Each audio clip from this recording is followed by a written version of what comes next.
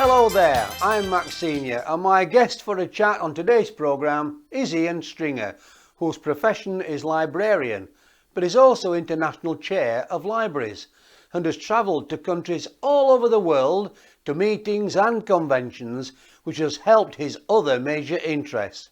In a later programme, I'll be finding out about Ian's world travel adventures, but on today's programme, I want to chat to him about that other major interest of his. Railways, both full size and model. So great is his interest that he has built a large gauge model railway system into his own garden.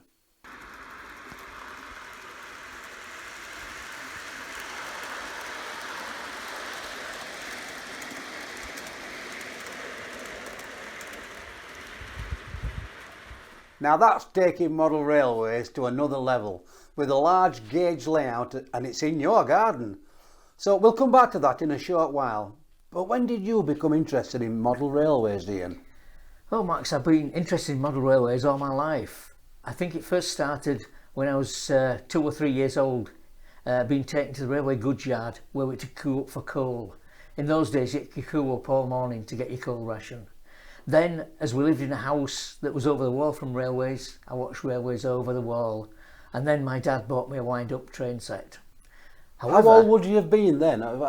3 to 4. 3 to 4 years of age, right? But then we got electricity in the house. This was great, electric lights. And then I could get an electric train set. And that was great. And so over the years, I made lots of models for my model railway. So Ian, what inspired you to make model railways and buildings? I already had the train sets, and so I wanted to make stations and signal boxes and things, as my dad worked in a signal box. But one thing, the trains going past my house said King's Cross on them. This sounded a very exotic place, and I longed to go to King's Cross. All I could do was reproduce it in miniature. It wasn't until years later I found out that King's Cross was actually in London.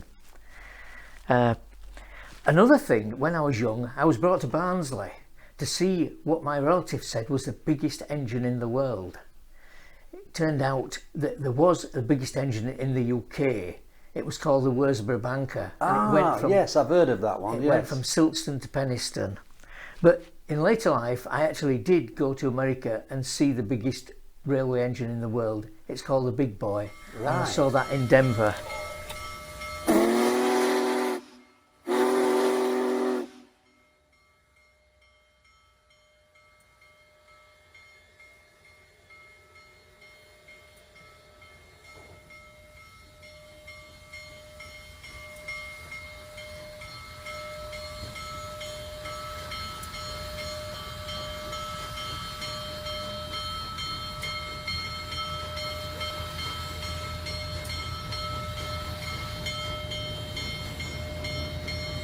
You haven't always, though, modelled British railways, and in fact, you've just mentioned there going to America.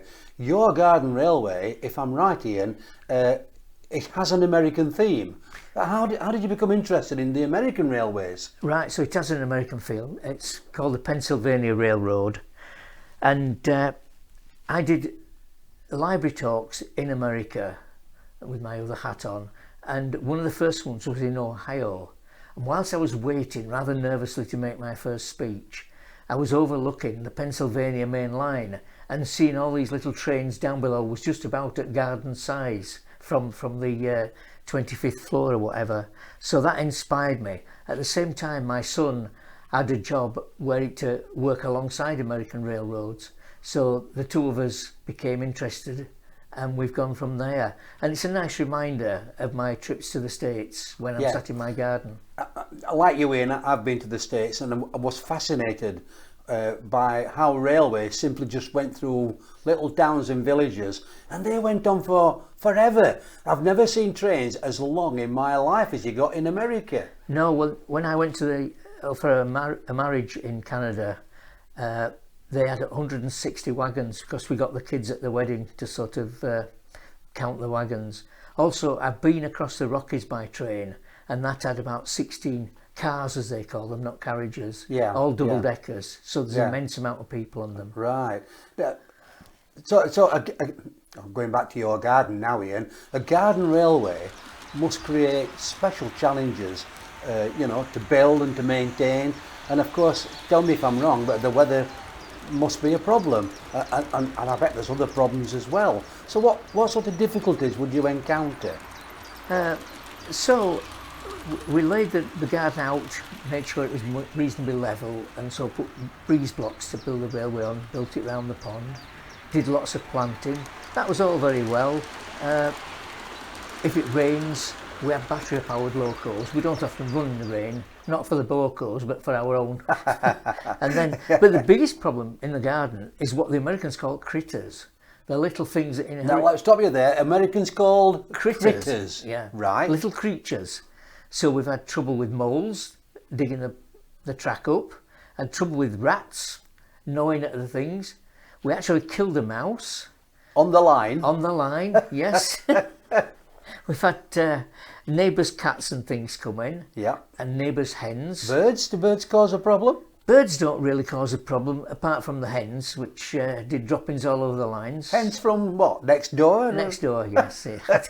So, yeah, so... and then my garden is the last place in the country where there was deep level mining underneath. And so we actually had mining subsidence on the track, as we did on the mainline railway, which is right outside my house. But it was the last deep mine in the country. So Ian, what's the appeal of working with model railways to you? It's, first of all, it's a little escape when life gets a bit fraught, either from work or personal tragedy. It's been a great escape. It's the creating things, the great satisfaction of spending hours making something. Yes, because it's not built in a day, is it? It's not. A garden railway can take and of course, years, I would think. Building the models is keeps you occupied, and it's something to look forward to when you're at work. And then when you switch the switch and something works, a great satisfaction. Yeah, yeah. But it also needs lots of skills which I've had to pick up. You know, carpentry, local history, electronics, electrics, artistry and history, all are needed. And of course, it's a kind of thing that's forever expanding and developing. It doesn't just stay there, because am I right in thinking you'll walk out into your garden one day and think, I could do with something there? Yeah. You know? Well, one of the things is, like the real things, my stuff wears out. Some of the wagons going round my railway are 25 years old and literally dropping to pieces. Right, okay. So it's always, maintenance is a big factor. And of course, I bet it's not cheap, is it? It's not cheap, it's as cheap as you want to make it. When you make a wagon yourself out of plastic card, I can make a wagon for about £3 if I so desire. But I could go out and buy a wagon for over £1,000. But I choose not to. Now, I do know that your particular railway, you have what's called a beer train. Oh, yes. And I would imagine that's very welcome on a hot day. So just explain for the viewers what this beer train's all about. So we have a train that has 16 coal hoppers, but instead of coal we carry bottles of beer, or when I have lady friends round, it's bottles of wine or even gin. And then we just drive it round the garden. We have a barbecue pit, so we barbecue on, and you just sit and put your hand out and grab a beer. And as it's going past, pick a can up or a bottle of beer. Exactly, yes. I fancy that myself. Yes. Now, I understand also that every year you have an open day for the village. I suppose other people can come along as well. No, it's for the members of my society that I'm in. Okay. But we have them, and I go to visit other people's. And in fact, I've been to open days in America, and it's a wonderful way of seeing how the average American lives, not just to see the garden railway. Right, okay. I found that fascinating. But my own garden railways, I've had them an open day for about 30 years. 30? So you've had a garden railway for 30 years? Yes, that's right. Wow, yeah. That's a long time. Yeah, a long time. Right, well look, I'll tell you what, I believe that you've held positions with model railway clubs and organisations all over. And I know that you're involved with a magazine, a national magazine actually, that goes out to all your members. Yeah, so this is the magazine. Ian's got a picture of that right now. And so just tell us a bit more about the magazine, Ian.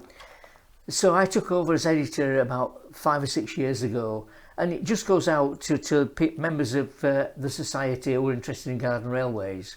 But it's a great thing to get me around. I've talked about it in America. People are interested in other countries because some of the subscribers are from abroad. And it means I have to go visit gardens. It's a great idea for camaraderie and inspiration. A lot of hard work though, if you're editor of that magazine, Yes. and it's going out nationally, Yeah. and I know that you're involved in a lot of other stuff as Yeah. well, that must take up So just about everything, this every magazine, hour you've got. this magazine alone took 350 emails. 350 emails. Yeah, to Wow. various people. As people send articles in, I have to ask them questions about the articles and then have to send them to producers Yeah. and publishers. Yeah. How long have you been the editor of the magazine then, Ian? About 5 years. 5 years. Yeah. So, and you're going to continue being the editor for as long as you can? I think so, yes, until old age catches Yeah. up. Now, I mean, that's some accolade, Ian, isn't Yeah. it? But so, let me ask you, what have you actually gained from model railways over this last 30 years? Yeah, so obviously the camaraderie of it, the space, you know, when things are bad, it's a retreat. All these skills I've picked up, learning how to solder, how to use a power saw, and all these have come from my model railway first of all, and then I found I can do them around the house and friends' houses. Now they know I can solder. With my son, I got him a model train when he was 5, and he got a signal, and now he's the chief signal engineer for a well-known signalling company. So it produced great news for the family. Right. So he's gone on to do better things within the railway industry. And He's in the railway organisations. industry. Yeah. He also has his own garden railway and is a fireman on a preserved steam I'll railway. ask you the question: is it as big as yours? Well, I think I know what the answer is. It's bigger than mine because you can ride on his. Yeah, you've got 2 grandsons that Yeah. love riding around the garden, haven't you? Yeah. Yeah. Yeah. So let me ask you this question then, Ian, because I think the viewers will be interested. What's your favourite moments with your garden railway and possibly the one in your son's garden? Well, in my garden, it's got to be just sitting there by the barbecue pit as it's getting dusk, and we've got the beer train running round, and my son's playing country music on the guitar. And if you have a nice lady on your arm with a glass of wine. Yes, exactly. And in my son's garden, it's obviously watching the grandsons racing round on the 2 locos that have got. Yeah. And there's the beer train again. Now, I'm sure that we could spend the next hour, Ian, talking about your exploits, not just about model railways, but your life working within the library committees. And I know that you are the international chair of libraries. However, there's one part of your story that you haven't touched on, because I believe your ancestors were also involved in railways. So finally, and just tell us a bit about that. Yeah, that's right, Max. So as far as I understand, ancestors came over from Ireland in the potato famine and worked in London, and one of them certainly lived in Clapham Junction and built Clapham Junction. He had 18 children with 3 wives. Let me just repeat that for the viewers. He had how many? 18 children. And 3 wives? Yeah. Great-grandma was the 9th of the first wife. and one story about them is that they were sent to the side of the line to pull faces at engine drivers, and were so annoyed that they threw coal at the kids, which they collected up and took home to burn. We think it was a scam in that the drivers knew full well what was happening. Right, okay. That's brilliant. Absolutely brilliant. Now, I know that you've travelled the world and seen railways all over, and it's a passion of yours. Am I right in thinking that you've been to places like South America? Yeah. I think you've even been to South Korea. Yeah, so my library career as a chair of an international library group has taken me to all 6 continents. So I've seen railway locos in Argentina, Uruguay, South Korea, as you say, Australia, New Zealand, and all over the States. One of my favourite journeys was going from San Francisco to Denver, across the Sierra Nevadas and the Rockies. Obviously by train. Yeah, obviously by train. But one of the shortest memorable journeys was in Spain, from a place called Prat to a place called Clot. Just repeat that. Prat to Clot. Prat to Clot. Wow. Prat is Barcelona Airport. Yeah, I've got you. So yeah, it's from the sublime to the ridiculous. So I'm right in saying then, Ian, just to wrap this up, with your hat on as an international chair of the libraries across the world, you've always taken the time out when you've been wherever you've been in whichever country, because it's your passion to go and find the nearest railway station and just to look at and take photographs, obviously, of their kinds of trains. That's right, yes, and that's led me into difficulties at times, but that's for another day. Yes, that's for another day, because I do know of an incident in South America held at gunpoint, but viewers, that's for another time.